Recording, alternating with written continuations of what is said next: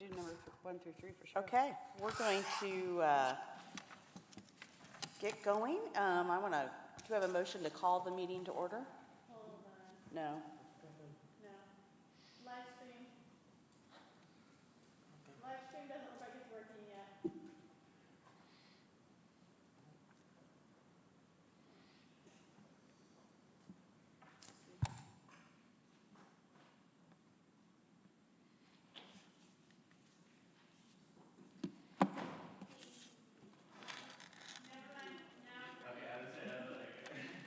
Of course, he has to come down. That's the Murphy's Law. Okay, do I have a motion to call the meeting to order?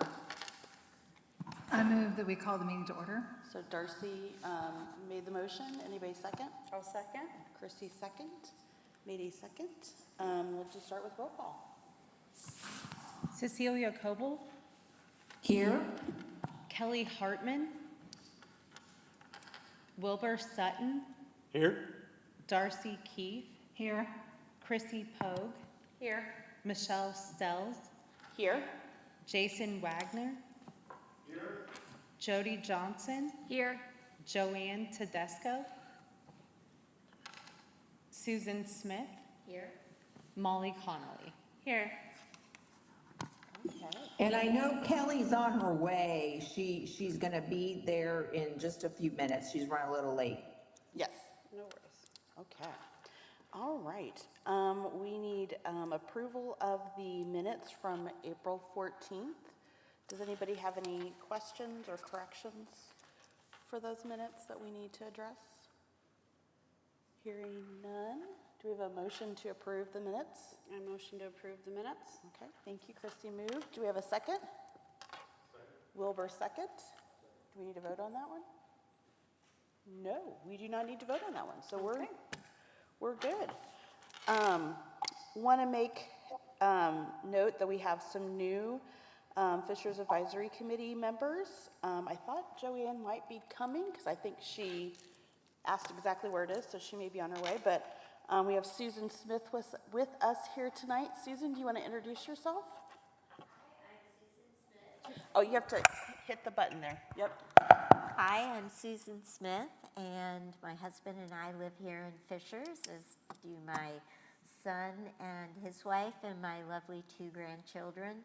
And we love it here, and I had the pleasure of meeting Cecilia, and she was the one who connected me through the Point of View breakfast, and I just have been so happy to be part of this so far and look forward to it. You don't have to hold the button. Oh, and look forward to it, doing lots of good things for the city of Fishers and working with a lot of wonderful people. What drew you to want to be on the board? I think I wanted to be on the board because I wanted to be part of making things happen in Fishers. I have not had a disability all of my life. When I was 55 years old, I was struck down by a virus, and I lost the use of my legs and have a lot of other damage. So I know what it's like to be healthy, and have had a point of view from a wheelchair and a rollator, and I just want to make that give me a focus that I can do some good things for people. So that's what drew me. Well, welcome. Awesome, welcome. And if we see Joanne or if she's online. Joanne, are you online? Okay, we can catch up with her. If you want to note that Kelly has come in for our roll call. Okay, thank you. Okay. Well, then we're ready for the overview of committee structure and goals. Perfect Yay. timing, Kelly. Good job, you guys. Whew. I just.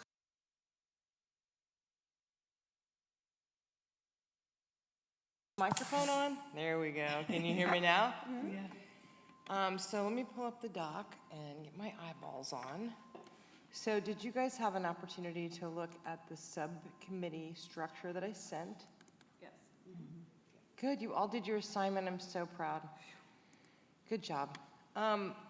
So basically, I think we've all felt that like, we get this like push, and then there's not really a specific track that we stay in. Like people, we get excited about this or we get excited about that. And so I did some work really looking at across the nation, really, how do municipalities look at structuring the build, right, of these kinds of things.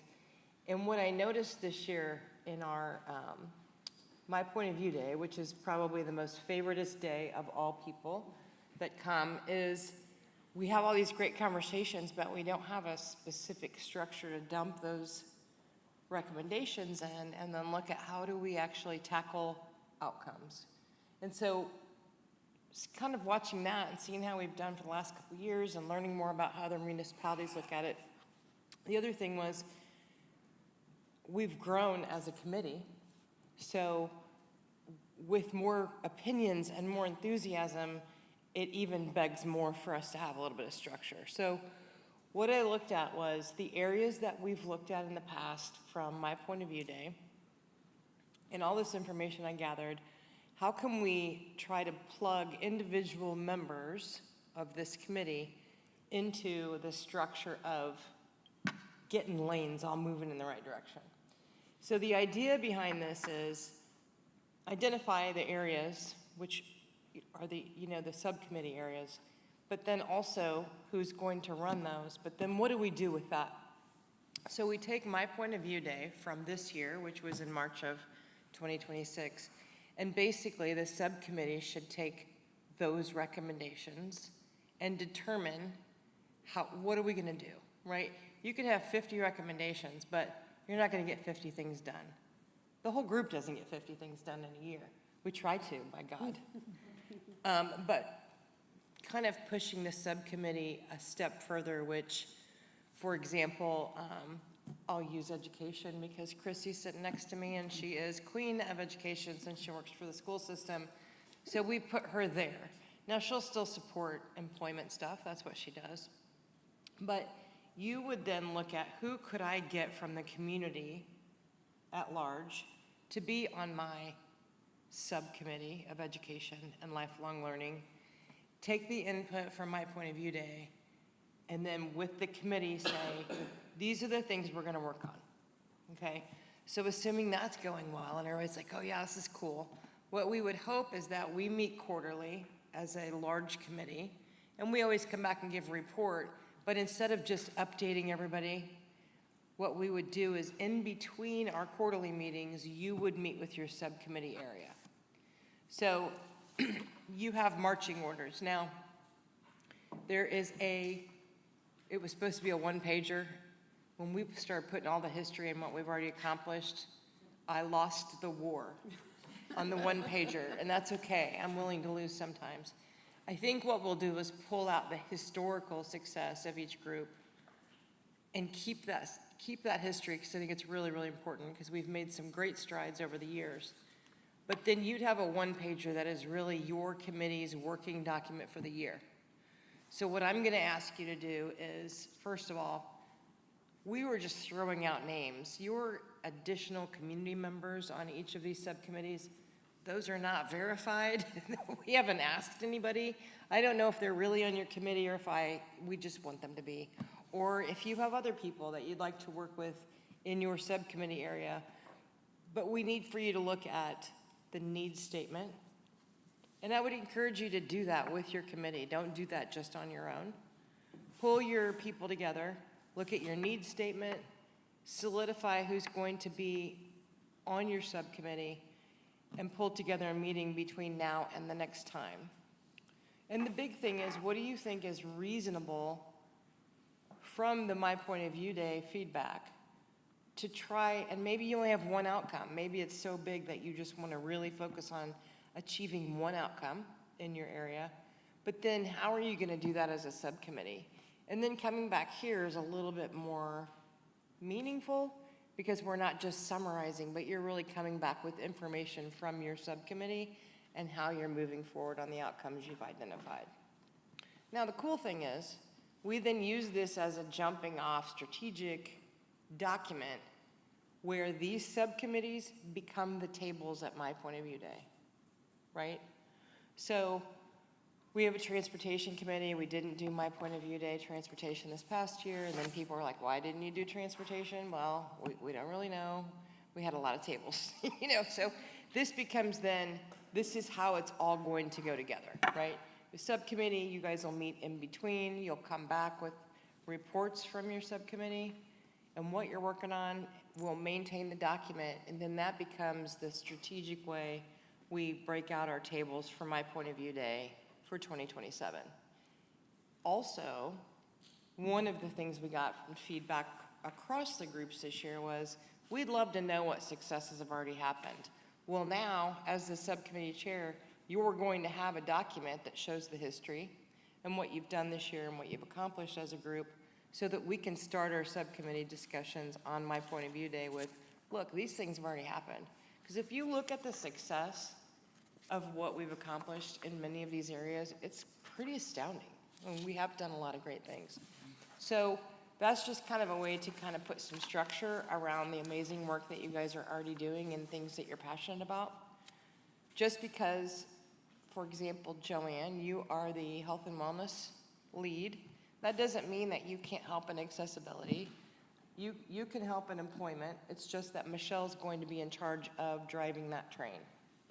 You know, you don't even have to be the caboose. You can just be on the train with her. Now, it is purposeful that Cecilia and myself and Molly are not the lead really of anything. Now, Cecilia and I, by default, are going to continue working with transportation because that's a quirky area that involves a lot of city and county leaders. And because it's so heavily funded by the county, we want to make sure we have both of our efforts there. But what we would like is if you could just keep me and Molly and Cecilia, or anyone for that matter, on the committee abreast of when you plan your meetings. We certainly would like to be involved. But the other thing is if this entire committee is reliant just on Cecilia and I to keep driving every train, we will not go very far, because it's becoming a much bigger process than one or two people can do all alone. So we are going to support you in doing the amazing work in the subcommittees. Obviously, we're there for technical assistance and direction and mentoring and support and connections, anything that you need, but you guys will drive the subcommittee. The one committee that is rather gargantuan is and you'll notice some quirky names, but that's because it's cooler, like the accessible and inclusive community infrastructure. That really involves housing, tourism, and the universal design and accessibility issues. That doesn't mean we can't have 3 tables. We'll still address all of those things. But that really is in the build of an accessible and inclusive community. So all 3 of those kind of are in one committee, even though they're 3 sort of tracks, if that makes sense. So does that make sense? I just said a lot of things. Until I've been trapped in a car for 2.5 hours. It kind of reminds me of like when actually we first started. Like when we first started, the transportation group would meet separately, and then we would meet maybe with just ourselves or whatever. So it's kind of going back to those roots of having that accountability or that partnership. Yeah. Within the committees themselves, instead of just what we're doing and then reporting it out. Mm-hmm. Yes, and I will say, having Molly in the role, I'm getting ready to throw you some kudos down there. She's so structured and she's such a good, like, organized, structural person that I just think it's a great time for us to do this with the enthusiasm and the momentum that we have. Just to really put some teeth to the structure, it will keep all of us focused on outcomes. And I know Cecilia and Molly and I have talked about this. We're willing to support anything. We just can't do everything. And I think it's responsible leadership for us to empower you to be the amazing humans that you are, to go out and wrangle people. I know Jason has already quite a good structure to his subcommittee with community members participating in the deaf and hard of hearing initiatives. You guys with employment have done great things with FADE. I mean, there's some great things happening. So it's going to be exciting to kind of follow those and watch things evolve. I'm excited about it. So That's Kelly, I all. have a couple questions. cool, sure. I was wondering, so if the Universal Design and Accessibility group wanted to move forward with a certain project, do we need to check with you and Molly and Cecilia to kind of run by what we'd like to do? I would, So- and I say that because, and Molly, you can back me up on this, I'm never really sure what's okay and what's not. Now, you guys that know me, I kind of just jump out of the plane and then I'll look over and say, did we bring our parachutes? You know, like, that's kind of how I operate all the time. But I've learned in working within the collaborative support of a city that wants to be an inclusive and accessible place for people to live, for all people. I never want to do something that maybe is already got a seed planted in economic development or in planning or those kinds of things. So a lot of it is it okay, not because you need permission, but is it okay? Has this been started already? Are there already collaborative forces happening that might strengthen things? Sure. And you never want to put, me or Cecilia in a position to have to apologize, for like, oh, sorry, we didn't know. Right. It's just easier to be really open in the communication. So if if your committee were to come up with, we really want to go out and look at curb cuts because we've heard a lot about this particular area, I would say, run that by us, and we might be able to say, hey, and have you thought of this, and have you talked to so-and-so, and let me run that by Molly since she's in planning, and that kind of thing. So it's not that we would say, no, that's a terrible idea. It's more about assuring that we're working within a collaborative force of a bigger plan for the whole city. Does that make sense? Yes. Okay. And that's very helpful because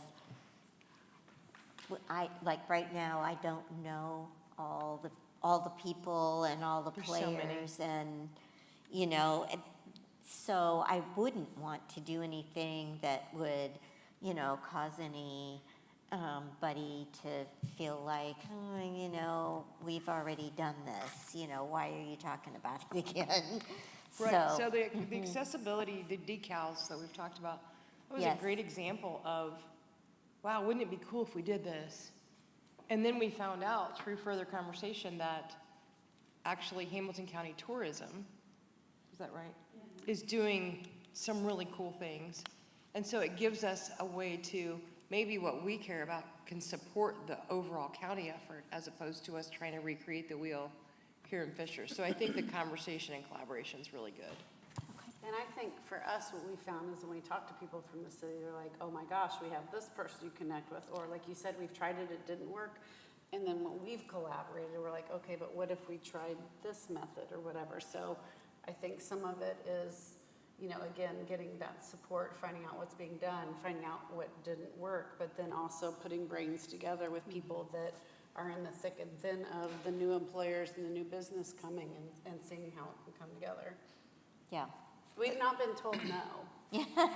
Well, and I was going Yeah. to say, and sometimes, I think Justin was on before. oh, sorry. He was. Yes, so since I've joined this board, I have, contacted a lot of people so far, and I have a great ally with us. And so, they've explained a lot of, importance for people to be successful in the projects that we have, to be connected to the right people.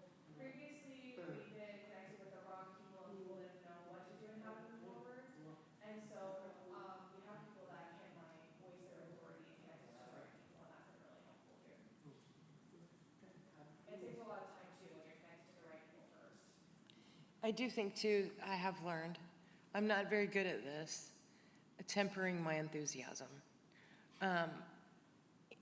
And the fact that we have so many great things happening, but this is a really small gear in the big Fisher's engine, right? And so where efforts can be powerful and where efforts might need to be tempered a bit, fits into a bigger plan for the whole city, and I have a great deal of respect for that. I've had several conversations with Mayor Fadness about that in terms of just different initiatives, and it's just really helpful to be really collaborative and transparent, because then I find that our ideas are received a little bit differently than if we have, what's going on with your 10 committees and, what's, doing this and that without really it being a part of a bigger plan.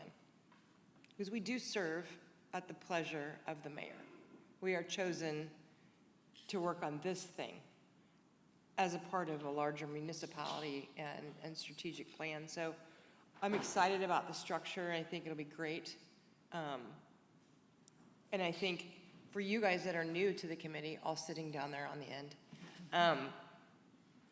it is a learning curve too, to try and figure out like how this all goes together. And in addition to that, we're all doing new things. There's a lot of cool things happening in Fishers. So it gives us opportunity, because I feel like Molly is often asking us, there are a lot of people that are asking us for input. How can I make this event better? How can I really look at accessibility?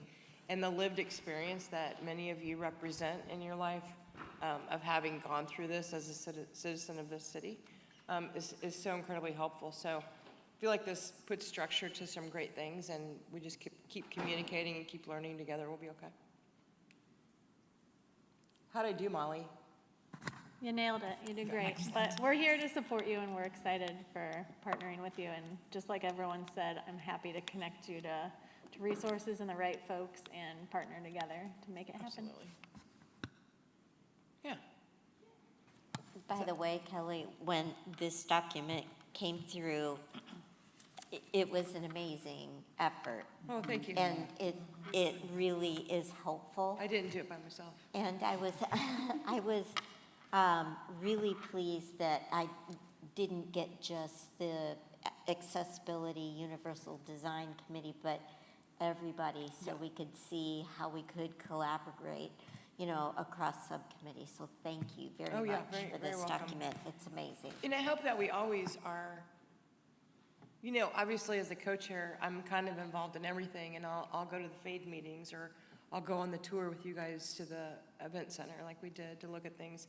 I like to be at least a dotted line to everything, but I hope that we all do it that way, that we all are kind of helping each other with initiatives, even though we may not be driving the train, that we are helping support the overall of the whole.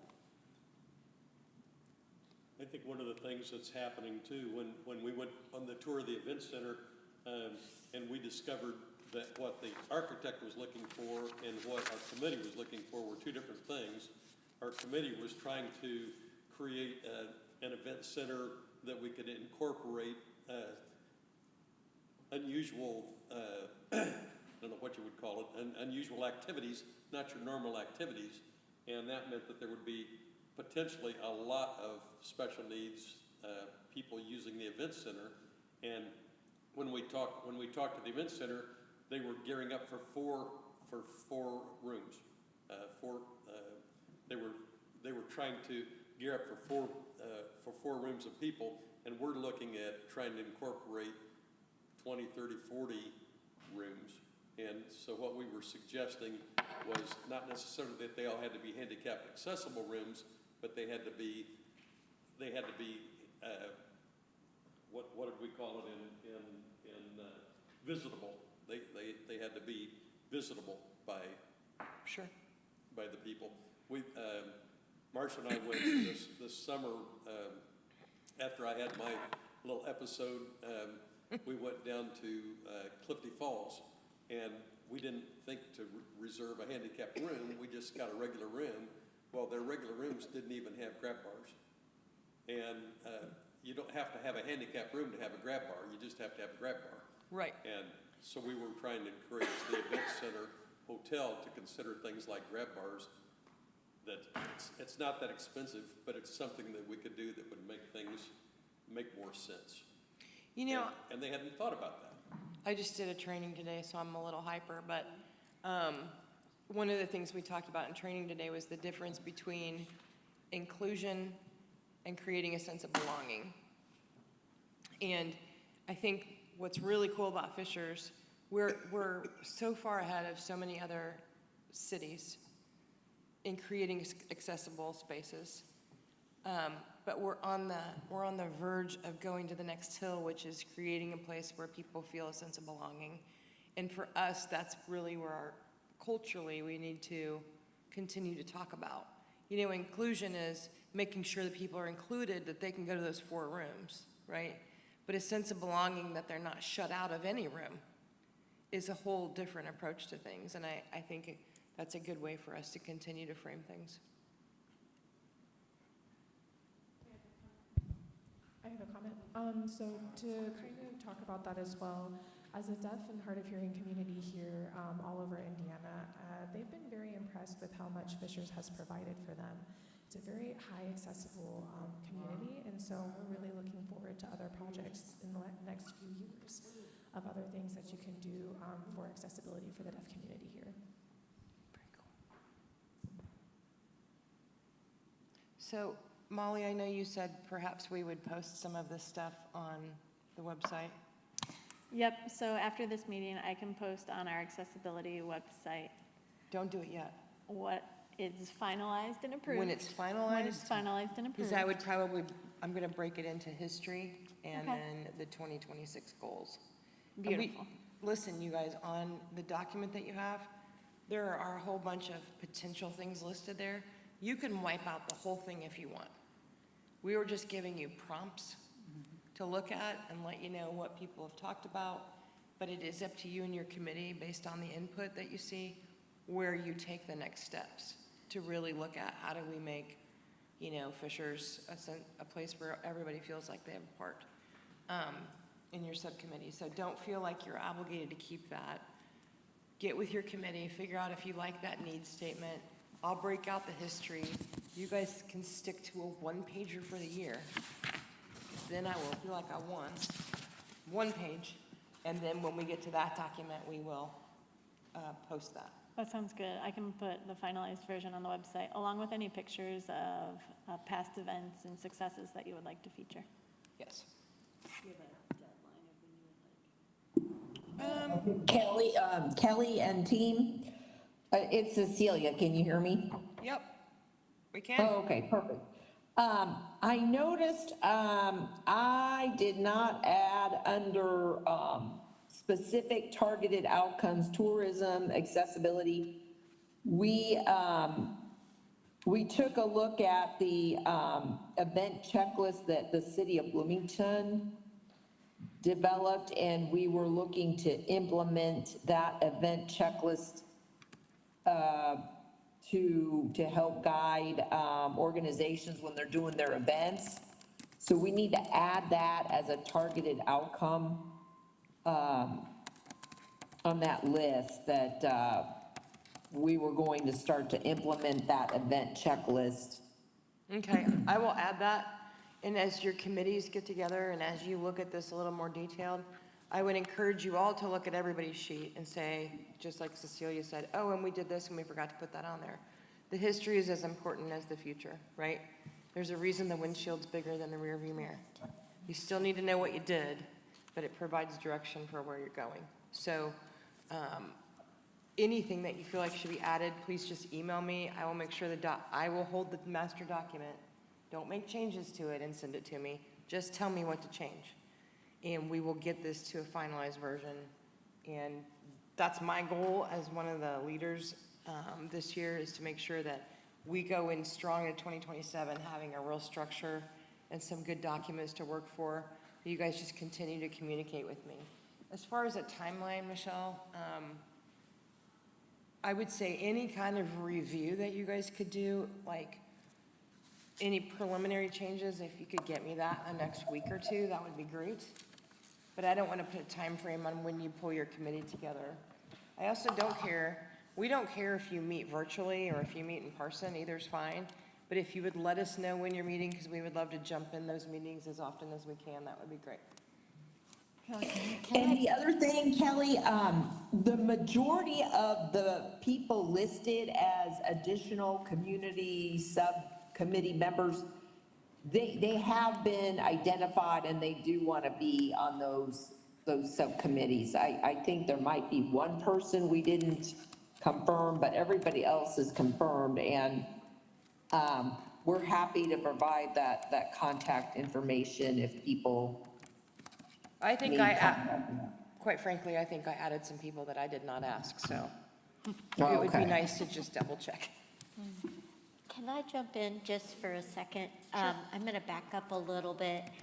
What Cecilia was talking about when she was talking about the events checklist, we have been in contact with Bloomington, and I'm going to tell you a little bit more later in the meeting. But Bloomington had a pretty extensive checklist that they provided to people who were coming in. So like if they were coming into the Fishers Event Center, they would be handed this specific document, and then the Fishers Event Center would be able to talk to those people to make sure that some changes were made, perhaps to make whatever they're doing more accessible, and to make sure the event center was set up so that it was very inclusive and welcoming to everyone. So, Kelly, I don't know if I have a copy of that. I can, The checklist? yeah, Yeah, I would love for your subcommittee to look at that and figure out Okay. how we, I just think they gave us permission to use it. I think we should Fisheritize it. okay. We'll put that on our I just list. made it up. Well, I guess tourism could too, but we could take a look at that. Yeah, I have not event had a center. chance to even breathe since we saw that, so Yeah. I will So definitely I take a look just as well. wanted the rest of the committee to know Yes, where that absolutely. checklist came from, and It's really cool. It's very extensive. Jason? Yeah, so I wanted to refresh. So we're required to live in Fishers to be on the committee. But what is the criteria for the subcommittee? Do they have to live in Fishers, or are they allowed to be out of Fishers? I don't know. I mean, I Right, I think was just curious what the criteria was for Hamilton that. County is probably preferable. Well, I mean, ideally, I mean, I know, this is Cecilia again. You know, we're trying to affect change in our city of Fishers, right? So ideally, it's people who live in Fishers, work in Fishers, have lived experience, you know. But sometimes you can't find people, but there's people that live in the Hamilton County area that have lived experience,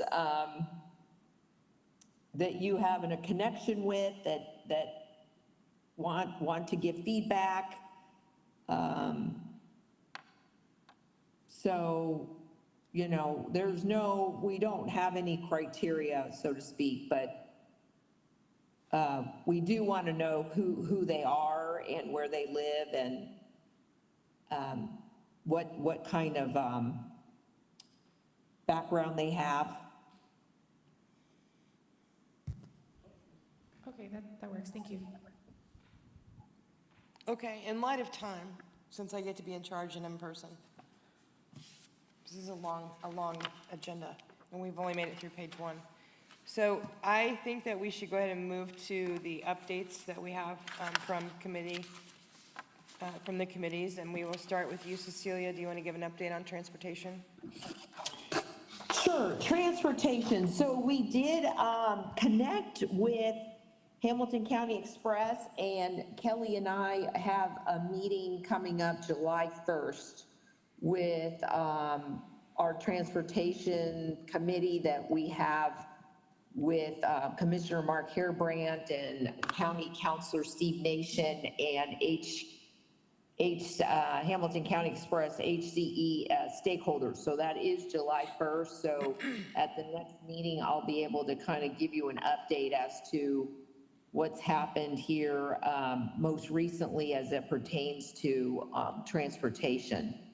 But the structure document, a lot of people have been asking, well, what has been done?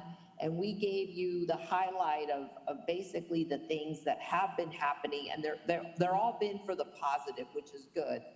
Are there need for improvement? Absolutely. But these were the latest changes that we had documented on your structure sheet under transportation. Cool. Employment and Workforce Development, Chrissy Polk and Michelle Stilts. We had our, last week, had our Fishers Allies for Disability Employment meeting. Our next one is August 18th. At that point in time, we were able to connect with several employers, the Invest Hamilton County, and several providers as well. We did spend a lot of time talking about some of the challenges that providers are facing right now. With VR. And we'll reconnect with Christina Blankenship through VR through some of that stuff. But looking forward to kind of things quiet down a little bit during the summer. We kind of get into that school year kind of model. And so we'll be back again on August 18th. And just a reminder, details to come, but we've got October 13th event in conjunction with October Disability Employment Month. We did celebrate that within the district, we've got a new employer that possibly could have multiple opportunities, not just for the schools, but also for adult providers. And the schools are also back into place of employment, volunteer primarily, that we've not been in for 15 plus years. So once the school year gets started and the job coaches are in there, then we're going to touch base with job coaches within the adult service providers to see what else we can help share. Awesome. Accessibility and inclusive community infrastructure. We'll start with Wilbur and Cecilia on housing. Probably one of the most exciting things that's coming up is the community land trust that we're trying to develop for Hamilton County, not just for Fishers, but for Hamilton County, but that includes Fishers. The community land trust means that the county would actually help fund up to 25% of the value of your house, which makes the house more affordable, and the accessibility would be up to the individual, but that could absolutely be part of it, and that is coming to a pretty fast head. One of the first targets that they had were Hamilton, as far as Fishers is concerned, the school teachers, the police department, the fire department, people like that who maybe couldn't afford to live in Fishers. We're trying to encourage them to live in Fishers. If 25% max of the cost of your house goes away, then all of a sudden it's affordable, or potentially it's affordable. And I'm serving on that committee to try to keep Fishers involved. So I've been very active on the planning committee to make that happen. But what I discovered most recently is it's not the value of the land, it's the value of the investment. And I always thought when they were talking about a land trust, it was the value of the land, and if the land was X dollars an acre, that's how much could be invested toward your house. In reality, it's up to 25% of the value of the house. So the advantage to using the least amount of that money, the advantage is if you ever sold the house, let's say you invested 10% from the land trust. If you ever sold the house, then 90% of the equity would be yours. If you invested 25% of the cost of the house in the land trust and you ever sold the house, 75% of the land, of the equity would be yours. You would still get your equity, but you would get the equity that you invested. And I didn't actually understand that until in the last 30 days. That's awesome. But anyhow, that's a pretty powerful tool that we have that can benefit fishers. One of the surprising things when they looked at the types of houses that fell within that category, out of the entire Hamilton County, Fishers had more houses that fell in that range than any other community. We're talking Carmel, Westfield, Sheridan, anybody. Fishers had more investment dollars in those communities than any other city. Kelly, I did want to tell the group that Wilbur and I attended the HAN conference that was held April 23rd, and it was very interesting. And I think the takeaway there was that there's a lot of challenges right now, a lot of challenges that kind of go beyond really Fishers, but one of the key takeaways really was that, you know, first-time home buyers average is 40 years of age right now. And people are kind of not moving. They're just kind of staying where they are. It's overall everywhere affordability, the cost of land, material, cost of building, the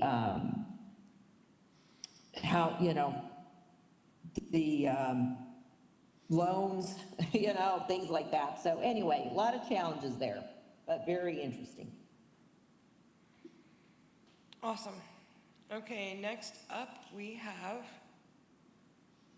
tourism, Jody Johnson. So this update is quick. We are working toward a partnership with Hamilton County Tourism, specifically with Sarah Buckner and her group. She was actually one of my table mates and the scribe during the My Point of View Day breakfast. And I started to develop a relationship with her there. Cecilia reached out to her, and I know that Cecilia met with her briefly, and then we are, as a committee, going to include her going forward to see how we can best partnership with them and make some strides in the accessibility and inclusivity arena. And also, Carl, who she works with, he is in charge of their sports. He's like the sport authority for Hamilton County. So we'll start working on building a stronger relationship with him as well. So that's where we are. It's exciting. It is exciting. It's very exciting. I think last year, Carl mentioned, so they had a goal of bringing one adaptive sport to Hamilton County, and they ended up bringing 3. Oh, great. So I personally would love to see curling, but I'll let you guys know in about a year. I have a friend part of Hamilton County curling that I can tie you to. Oh, that would be great. I heard it was amazing. It was amazing. It was so cool. That's great. Cool. All right, universal design and accessibility, Susan.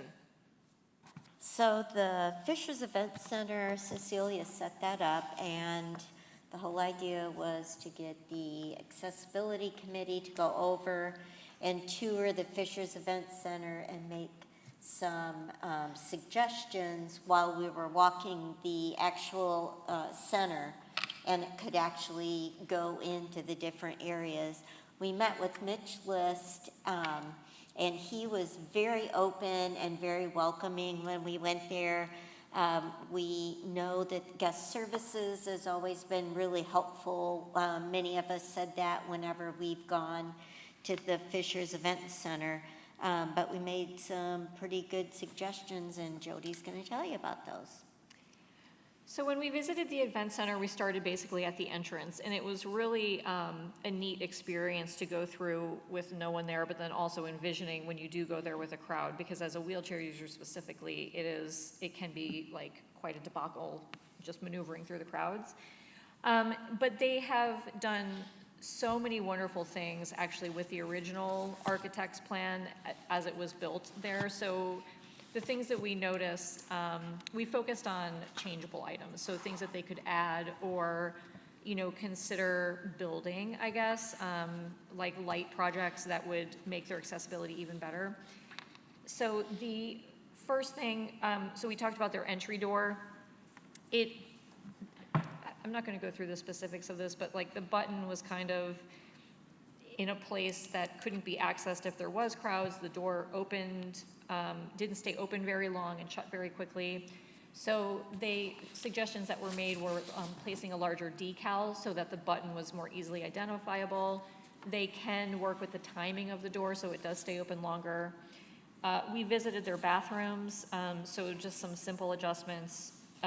Moving the trash can so they were not obstructing the path to the paper towels, adding a handle to the inside of the accessible bathroom door so that a wheelchair user can hold it as they're wheeling into the bathroom to close it and then lock it more easily. And we also talked about if they could possibly lowering the paper towel dispensers because they were well above a comfortable arm height for a wheelchair user to reach or anybody with compromised mobility. We talked about the condiment stations. They have very deep condiment stations, which is wonderful for placing your food up there, but if you have mobility needs, you cannot reach. So we talked about a solution of just pushing the napkin dispenser forward, condiments, and the utensil holder. The door, within they have a really neat kind of walk-through market, and there's so much space. It's wonderful to accommodate, obviously a lot of people, but also it's easy to move around in a mobility device, whether you're in a rollator or any type of scooter or wheelchair.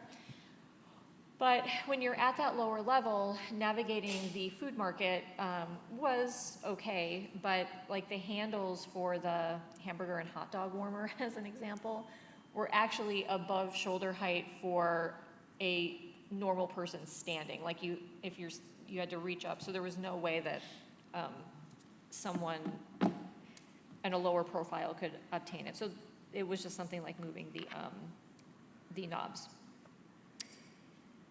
And they have a really great feature there too, which not a lot of places have, but they have a larger accessible only bathroom with an adult changing table.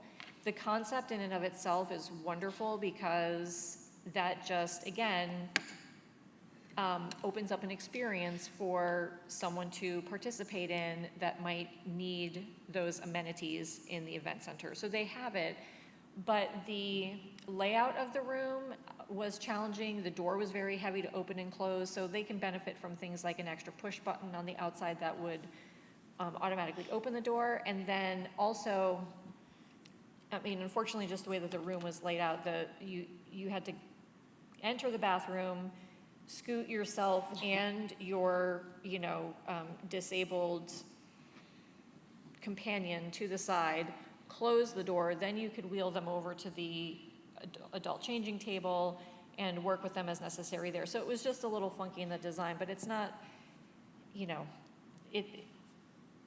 just little tweaks could make it a little bit easier for someone in a compromised position like that to use it easily. So it was a great visit. We learned a lot. Mitch and the team over there running the event center are really wonderful. They heard what we were saying, and we look forward to following up with them. They were also considering a Hoyer lift. Yes, they are, yes. They were also considering a Hoyer lift. What people don't understand with an adult changing table is the Fisher staff are not allowed to pick up a person, and if they have paid staff, the DSPs, they're not allowed to pick up a person.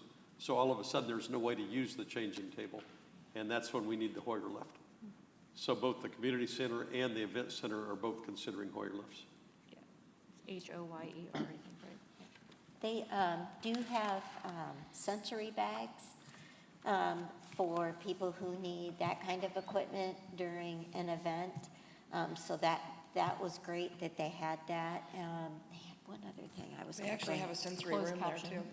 Yes, they did. Yes, closed caption, but they didn't mark it that well to, like Mitch was saying, oh, you know, sometimes we forget to tell the people who are coming that we have closed captions. So I don't know where the disconnect was there. Molly, do you remember what that was? They did say that it's up to the act, whoever is coming to the venue, to determine whether they want to turn on the closed captioning or not.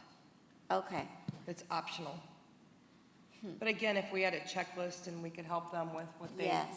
work through, I think that would be helpful. I have reached out to Mitch List, and so I'm hoping to talk to him just to follow up to see where the changes made and what kinds of, we had suggested that they put extra grab bars and things, and they were going to put those into capital projects, I think, for the next year. So just, you know. Well, and I coming kind of back. had a side conversation. This is where sometimes having a big group of people and the enthusiasm represented can sometimes be a reflection on our overall initiatives. And we have to, you know, because there was a few voices that maybe weren't perceived as super positive. And I was kind of saying off to the side, like, just so you know, this place is far beyond, as it Yes. exists, better than most venues. This is just an opportunity to take amazing to, you know, superior. And so that'll be all of our challenges as leaders. Having a subcommittee is assuring that we can temper, I don't know how I'm even saying this because I have a big attitude, but to try to temper the big attitudes. Sure. I think Yes. Mayor Fadness referred to me as passionate last week. I was like, I'm going to take that as a compliment. And he said, you should, and he was laughing so hard. On that note, I was wondering, since the Fishers Event Center does do such a great job, do we have places on the mayor's, on the website where we can toot the horn of people who are doing great things? Or could we do something with the current, maybe talking about I think sending it to accessibility? me for the Facebook post would be really helpful. Because I think the one thing about our Facebook page, we have some cool stuff on there, but we need to have more people so that more people see it. That's just how the algorithm works. But I do think it is worthy of looking on perhaps how we can fit. The Current is very open to doing stories like that. When I went through with an eye for accessibility, I was blown away at how much thought they had put into things at both the rec center and the event center so far. So I think that tooting the horn is good. I also think there's room for us to recognize that at our March events, like our awards. Because even though they're a part of the city, it takes leadership at each place to see things happen. Is that something that you feel like is the purview of the accessibility, like our accessibility group? For the to maybe awards? talk to Mitch about whether he would be interested in talking to the Current? Yeah, let's put the steps in a different order. Let's figure out when it would be a ripe story, because there's probably some month of the year that is focused on mobility and accessibility.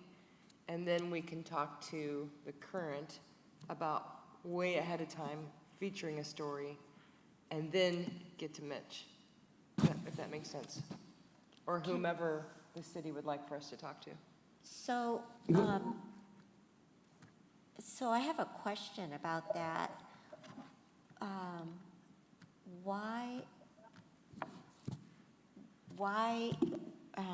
How can I put this?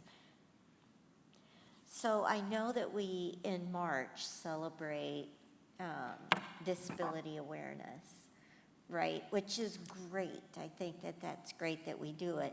But every month should be disability awareness. Yes. And so I guess I was thinking more along the lines if we could keep like a steady,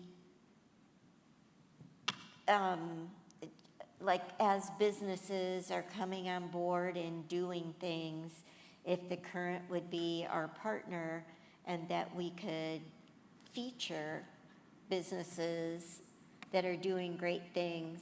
You know, like even if we got the hotel, the Curio Hotel, who was talking to us, if they, you know, made some of those, we're gonna do some of those things, they could be a story. And then as we're moving on, do you see what I'm Yes. getting at? Am I not? You're not losing your mind. Okay, I'm trying to be politically correct. I've already lost mine. I think one of the tools that we have as a committee that we have for the closed captioning is Molly has access to all these stickers that we can put on the doors of businesses that says CC to advise that that business has closed captioning. And as a committee, if we go into a restaurant, if we go into any kind of a business, if we go anybody that we want to flag up the fact that, hey, we've got CC, we've got closed captioning available, talk to Molly, she'll get you the stickers, we could present that, but I think it's even better if that's something that we could highlight, that, hey, this company is doing closed captioning, this company is doing closed captioning. This, I think that's powerful, and I think as a committee, we could brag about that a little bit. Yeah. Yes. We can also work with in the past, PR too. We've met with the Fishers Event Center and we've reviewed about providing interpreters, providing captions, putting that on the website as well. And they've done a lot of updates on their website as far as that goes. For captions, it's very different than the Fishers Event Center has done. You have to follow the process with their team, like the hockey team, the volleyball team, and the events performers. The hockey and volleyball teams, we've already met with them, and the professional teams, and they're very supportive about providing captions for every event. So that's done, but as far as the performers go, it's very independent. So we have to talk to them before the schedule is set. Sometimes they say yes, but the problem is that the closed captions, they have to be in the Jumbotron, but the performers might use the Jumbotron, and so I don't know where the captions would actually be if they're using it. So we're trying to figure out how to improve that as far as technology goes.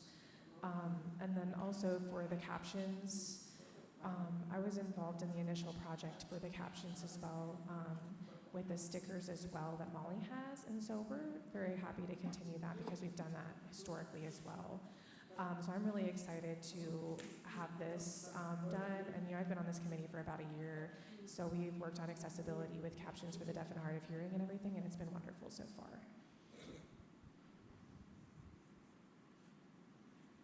Did you have more, Susan, or are we good on yours? Did you want me to talk a little bit about the Bloomington?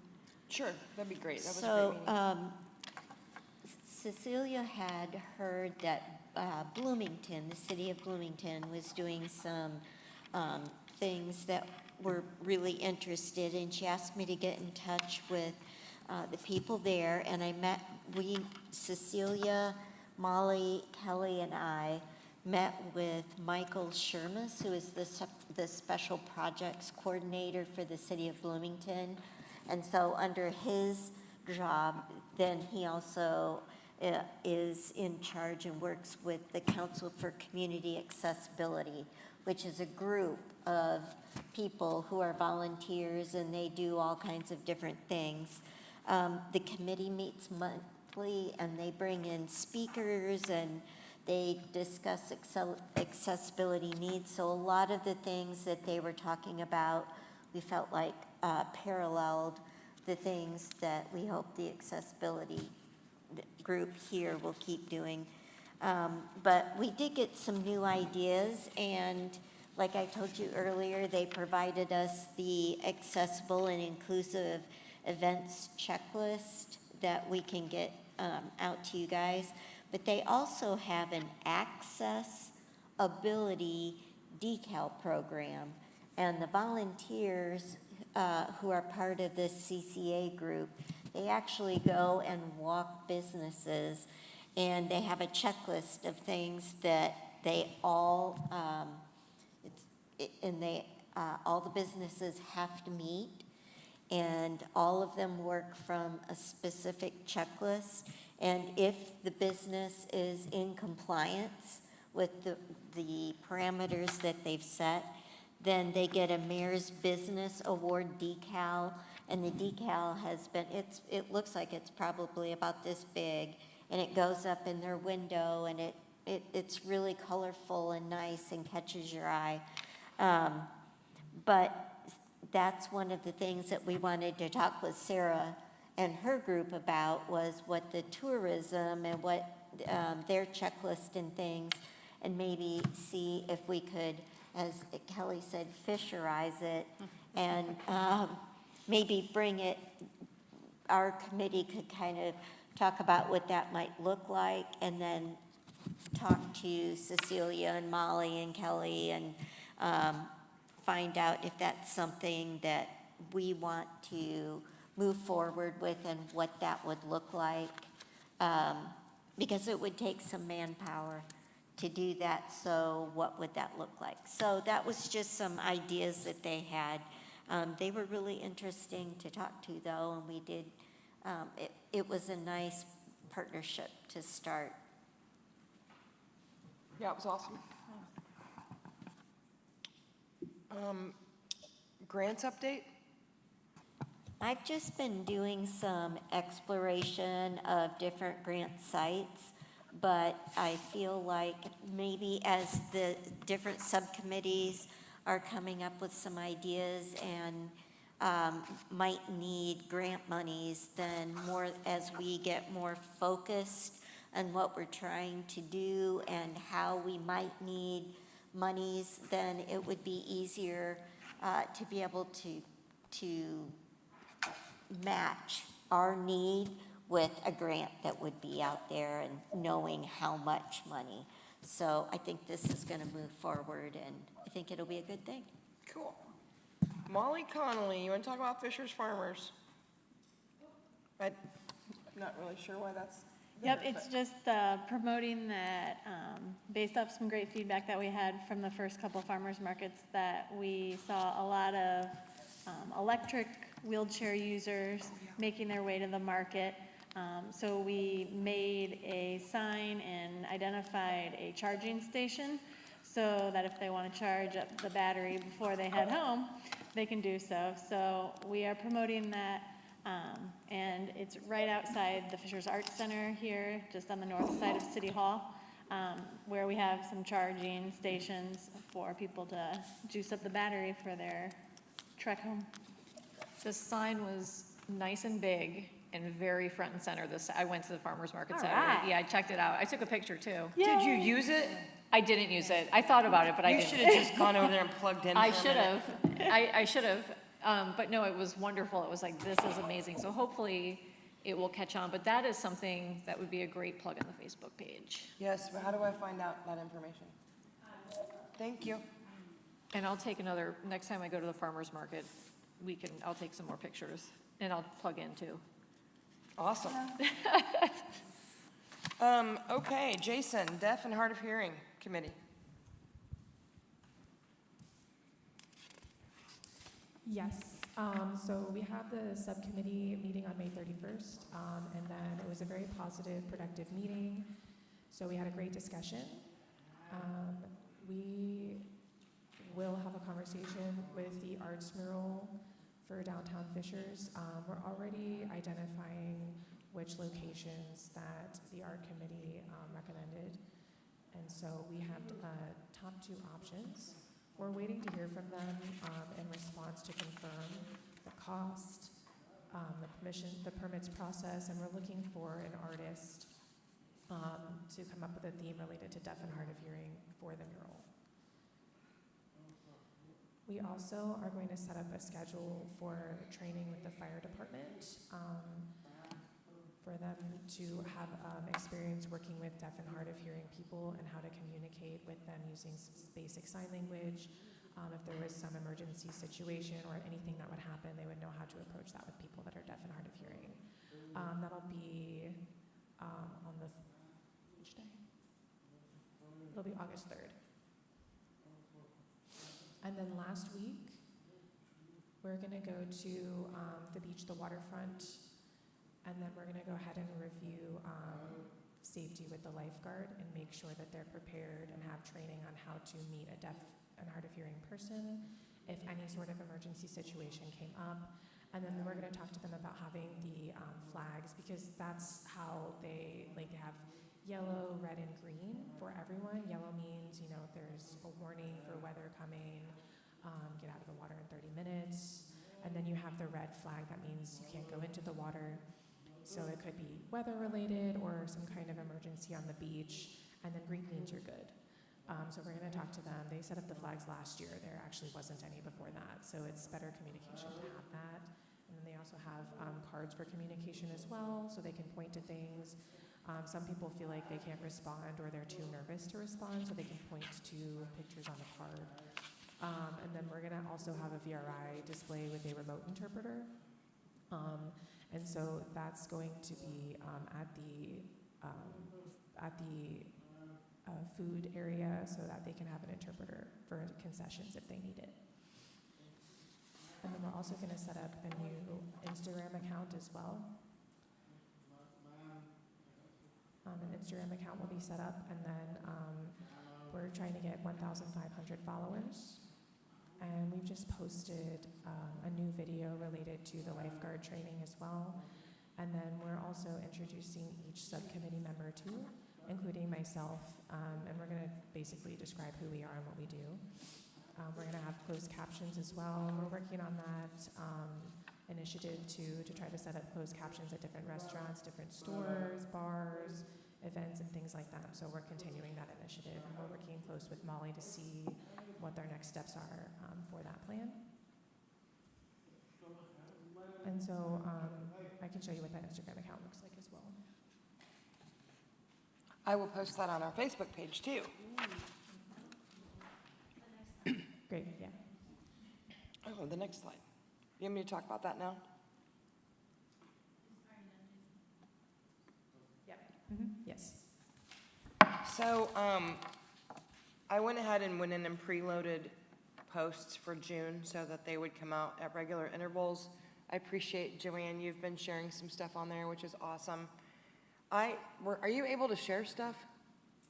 I can share it, and we need to pull the basketball, just FYI. But yes, We need to pull it? I'm able to share. Okay. Go on there. Is that how you wanted it set up? That's totally fine with me. As long as people are doing stuff, that's great. Is the basketball thing not happening? Basketball is not happening. We have other exciting things to talk about. other Okay, than great. basketball. Yeah, so if you guys, because Darcy, you're really good at posting stuff, but you don't ever tell me that you're posting it, so then I have to go steal it from your page, and I feel like I'm cheating. So anything that you guys have, please send it to me. I will schedule it to be posted. Continue to share with people, because we need more followers on that page. I'm kind of impressed that we're already over 100 at this point, but we will continue to keep posting, and anything that you have, please send me. I will pull the adaptive basketball now.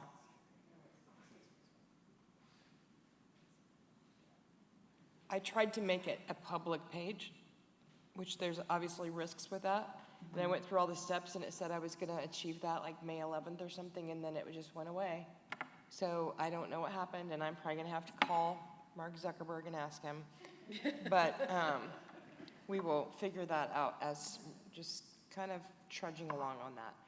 So if we have something to post, though, how do we You get in can- touch with you? Or can we do it ourselves? Do you post it like on your page and then you share it to our page?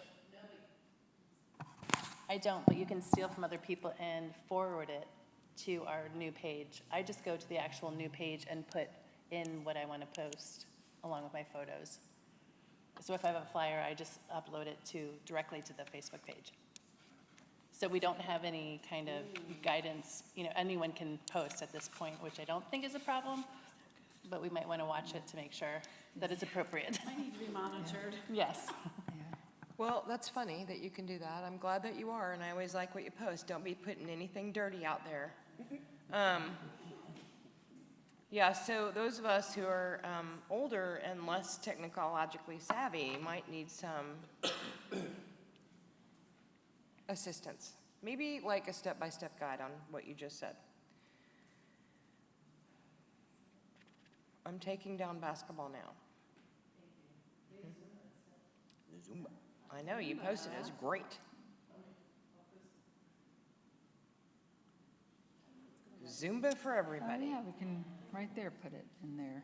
Delete this post. Okay, great. Okay, culture, identity, sense of community. How do you like that? Oh, it says Kelly Hartman's going to talk about this.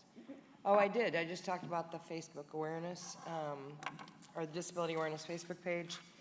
Community support update. I don't really have a lot of update other than I am keenly aware that the entire world of disability supports feels like the sky is falling, and change is really hard, and trying to navigate change in the midst of little to no communication from state leadership is also very difficult. So I don't know any secrets. That's not exactly true.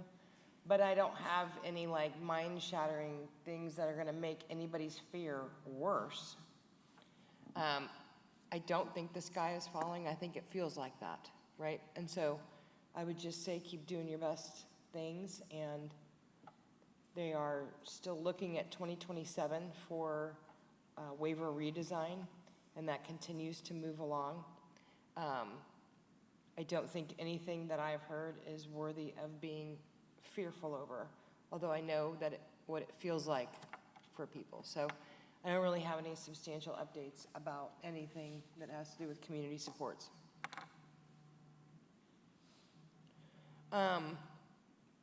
Darcy, networking and social opportunities. So the big networking social opportunity update is, of course, the Fishers Farmers Market, the Accessibility and Inclusion Day on July 11th. We currently are accepting applications for vendors, whether it be someone who's selling, or a person with a disability selling a product, or informational vendors. So like, for example, we have the Governor's Council for People with Disabilities. They're going to have a booth, but they're an educational vendor. We have 12 people already, and I just asked for this update, so it's yesterday. I'd like to have more. Usually we have about 24 people or 24 groups sign up, so that would be great to have at least double this. So I need some help with getting that information out. Did I send out an email yesterday, or do I need to do that? Okay. Just sending out a reminder email that has the link in it, so that you can forward that information out to groups.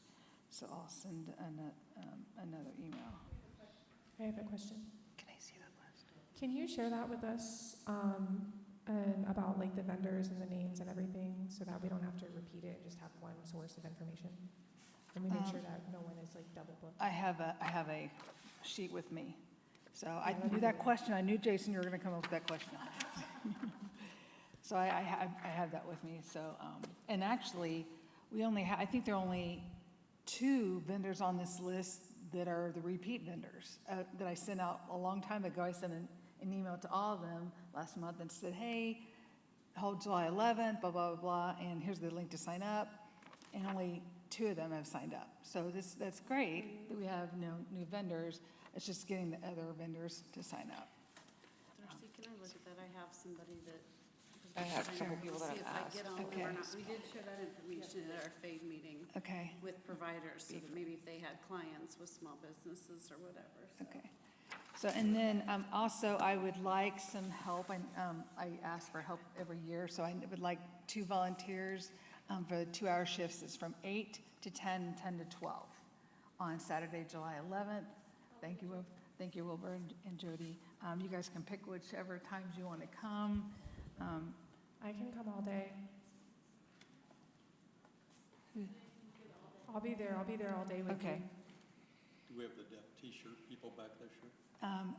What'd you say? We do not. They're not on the list, I don't think.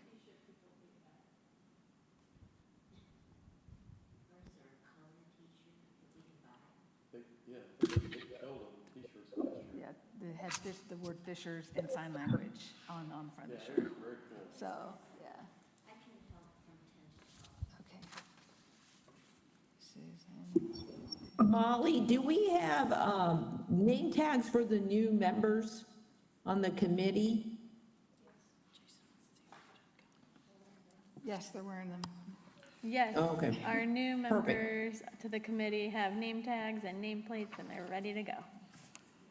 So, and then hopefully this year, we're going to have little brochures about the advisory committee, so we can share that with people that come up. And that's, I think, before I've been at the table, and we'll also have the accessibility unit or the accessibility pouches, so that way they have the ears and earplugs and the fidget spinners and stuff. But when people have come up in the past, we've talked to them about it, but sometimes I have to be called away, whether it be up on stage with the performers or doing all of the other stuff, that it's nice to have a couple of people at manning the table. And then lastly, we have 4 performer slots. 2 of them are filled, and I've reached out to 2 other groups to see if they would like to fill those spots. But if you have any other groups that... Is OTB one of them, outside the box? Yes, they're one of them, and Bold's the other one. I reached out to Jason to see if they would like to do a deaf and hard of hearing community, doing another demonstration or some type of activity. And then I reached out to All In Players, which did a play here for the March Disability Awareness Month during that Friday night arts night, to see if they would like to do a play on the stage. Oh, fun. So those are the 4 that I'm looking at, or with 2 of them confirmed. So for entertainment, we're kind of hopefully getting that covered. If one of the 2 can't do it, like if I don't hear back from All In Players, I'll let you know, hey, we've got another spot open if you know of any groups. Because I know that one guy who sang was awesome, but I didn't get his contact information. So yeah, basically just, I've got helpers and the inclusion day. I'll send out another email to everyone. I know what it was. I sent out to the vendors from last year a reminder email saying, hey, here, it's been a month, but here's another link in case if you haven't signed up yet. So hopefully we'll get some more with that. And I'm talking with Lorena at the Fishers Parks tomorrow, and we'll probably see if anybody else is committed to that. But anyway, that's kind of all the update on that. So when we forgot to say arrive, that. Go ahead. I'm sorry. No, you're fine. Go ahead. So when we arrive that day, where do we find, it's here, right here in the, right?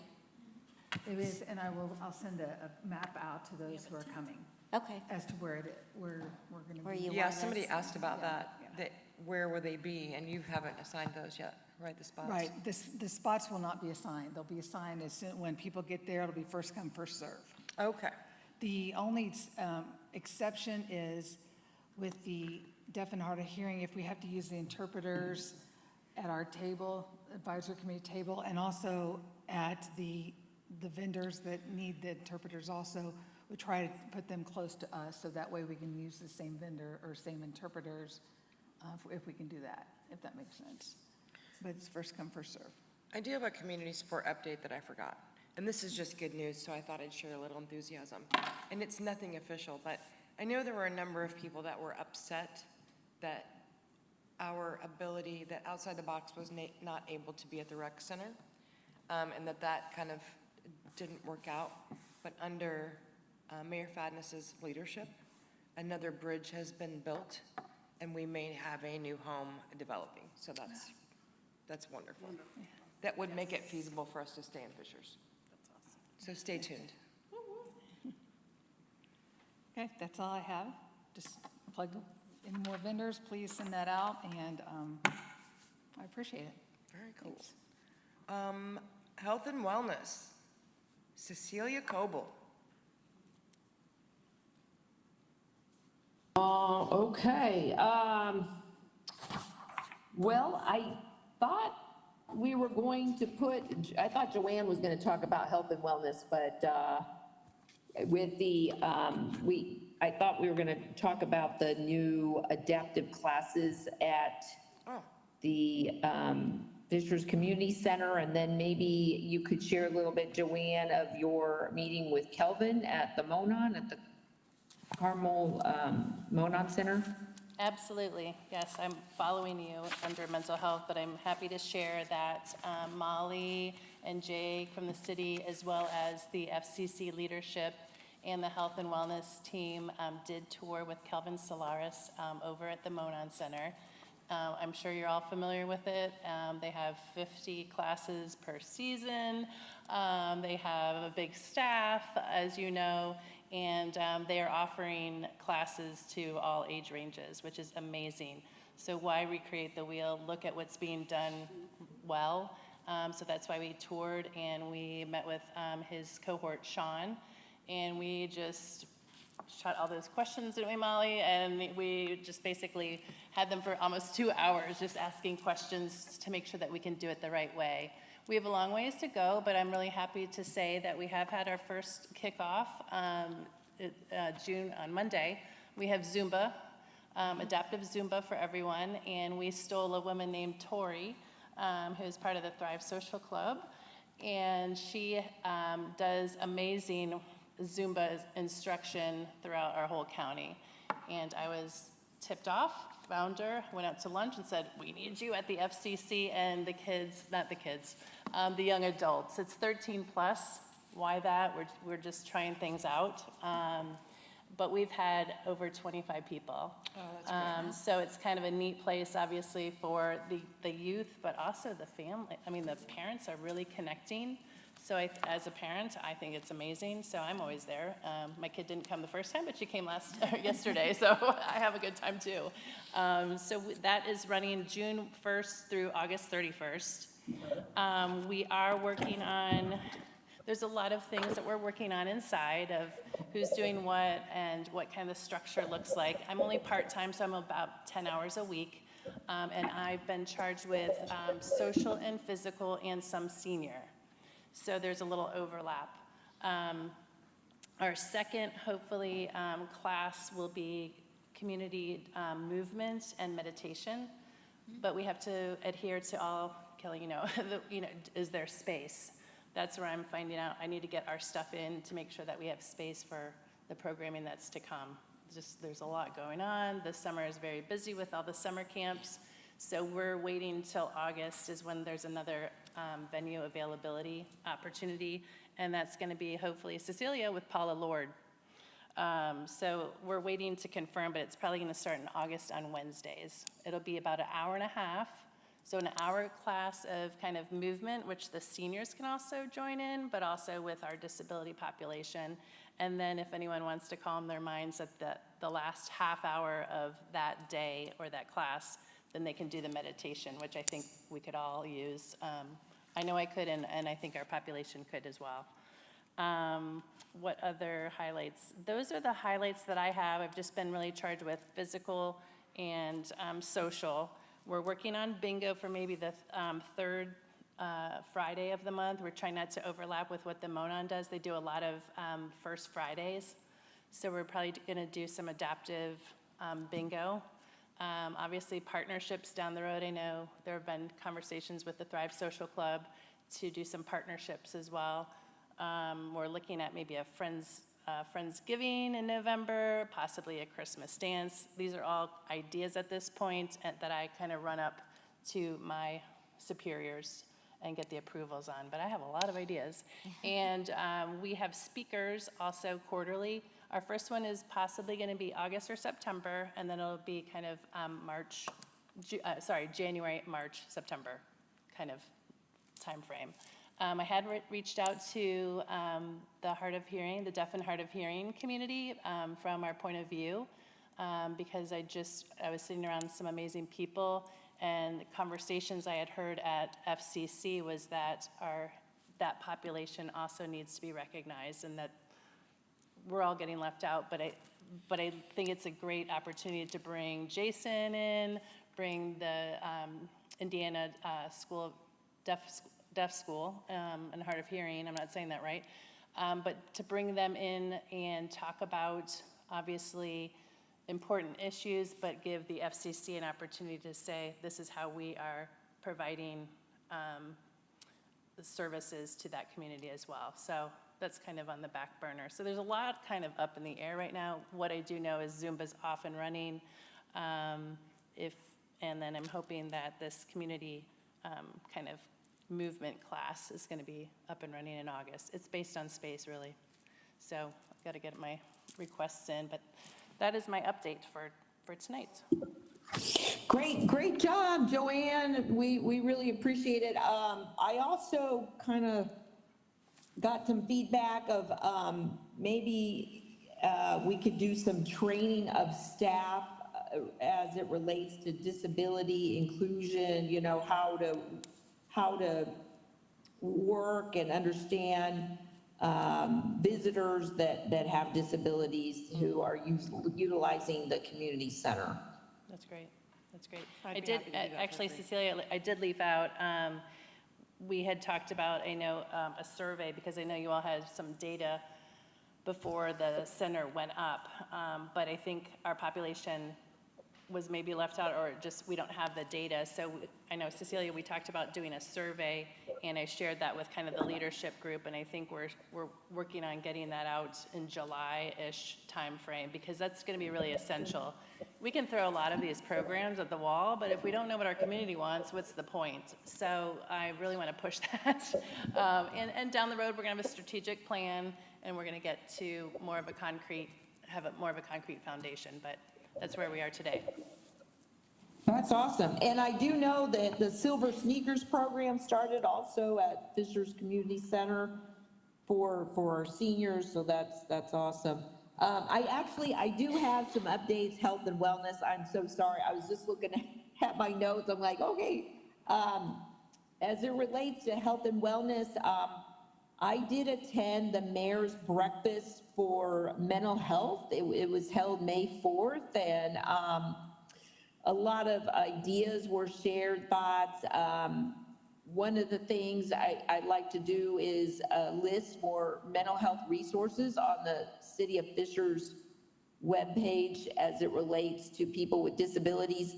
A lot of people don't realize that some of our faith-based organizations are starting to do caregiver nights, like a caregiver respite night. Heartland Church just had one in the spring of 2026, and they're planning on doing more of those kind of events to help caregivers get a little break, at least get a little love for a couple hours. Heartland also just hosted the Best Buddies proms for the HSC high schools.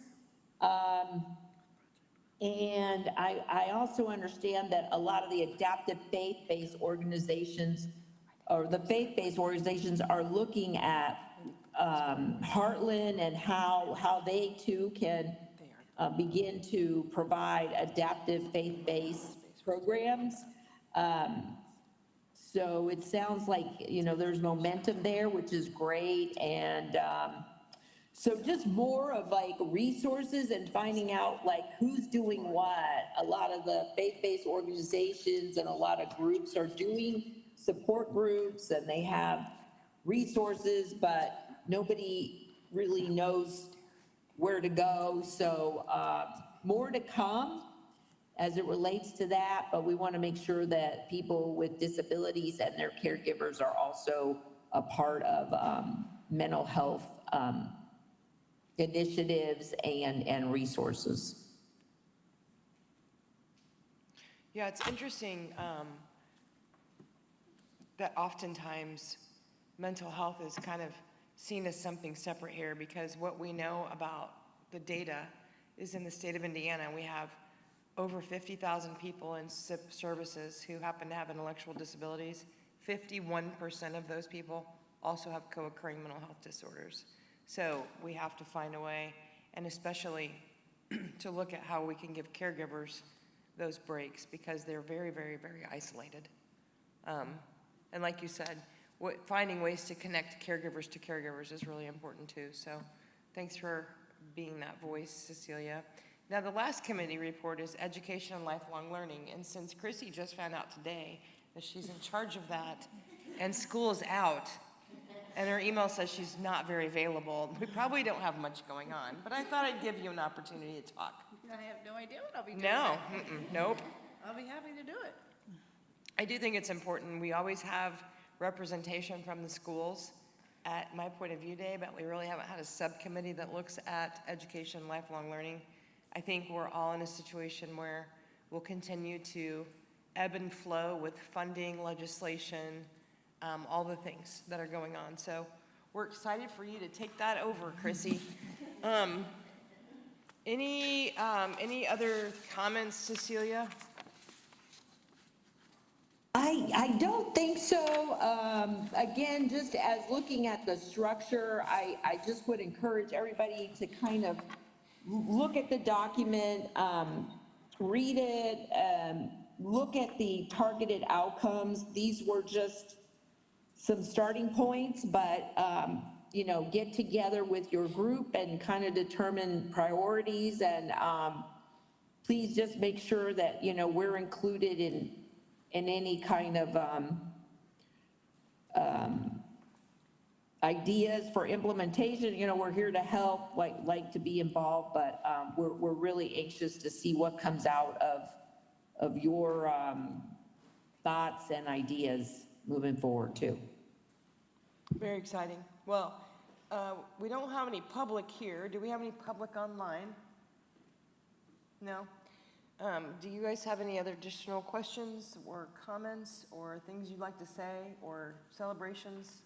Good news? Anybody got good news? Where's my gavel? You guys, I like to have the gavel. Because I only get to use the gavel when Cecilia's not here. I get real excited about it, and now it's not here. Okay, you guys, great meeting. Super excited to see what happens. Our next meeting will be September 15th. Same time, same place. And we look forward to seeing what you do with your subcommittees. Please stay in touch with us and send us information for Facebook. And have an amazing evening.